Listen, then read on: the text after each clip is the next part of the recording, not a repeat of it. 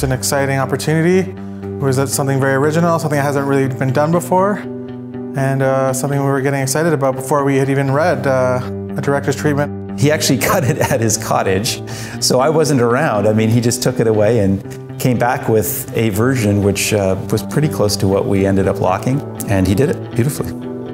We were sort of tasked with, in some small way, pushing the genre forward or mutating it a little bit.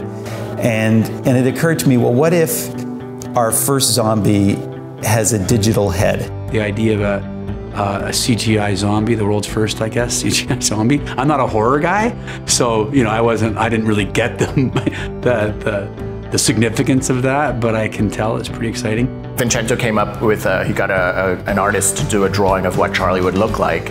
And when we looked at the drawing, we were like, okay, it's pretty cool looking. They were a little bit concerned because essentially, in their opinion, creating that head would be, I believe, 3 months of work. And we had 3 weeks. So we said to Vincenzo, we think you should probably get as much as you can using makeup and practical elements and get it in camera. Then maybe we can do some 2D augmentation and compositing.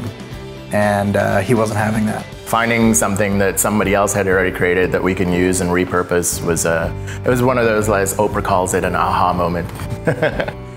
We had 3 head replacement shots, and the idea here is we were going to use a 3D head for so we were calling it our zombie Charlie. That was our nickname for him.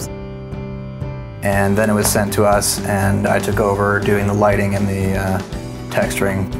Well, who doesn't love zombies to start? What person doing visual effects or in love with filmmaking, period, isn't a fan of zombie movies, right? What I was tasked with was taking the elements that were put together, that were the map paint stills from the day, that were map painted, that were drawn on in Photoshop, and I was to take those and track them into the scene. Everyone in the office was able to put in their piece into this project.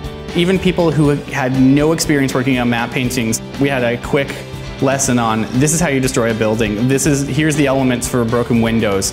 Every window needed to be busted out. Every brick needed to be adjusted. And then to take those, we were able to use those still images and to keep continuity, use them on every scene. So everybody had to do that. In these Bay Street shots, the camera movement combined with the smoke was definitely a challenge, but I think it makes the shot more interesting. If the camera movement hadn't been there, if the smoke hadn't been there, then the shot just wouldn't feel the way it feels. So as much as it was a challenge, it was definitely something that we needed to be there. It's something that we couldn't easily replicate in post. We find it's really good to take the effects, get them to a level in comp, bring all the mattes into color, and work it from there. And you can often speed up the process and discover things that need to go back to comp or vice versa.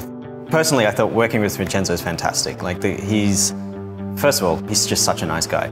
And secondly, he's got a great eye and a great vision. And so for me, the thing that really I found exciting about this whole project was just working with him and coming up with a style for the piece. And immediately we started talking about the color palette, the greens and the yellows and the kind of the thickness in the air that made it feel like it is very post-apocalyptic. It's really exceeded my expectations. I mean, I had these very grandiose plans, but I'm used to major compromises, and I thought it would all shrink. But in fact, if anything, it's expanded.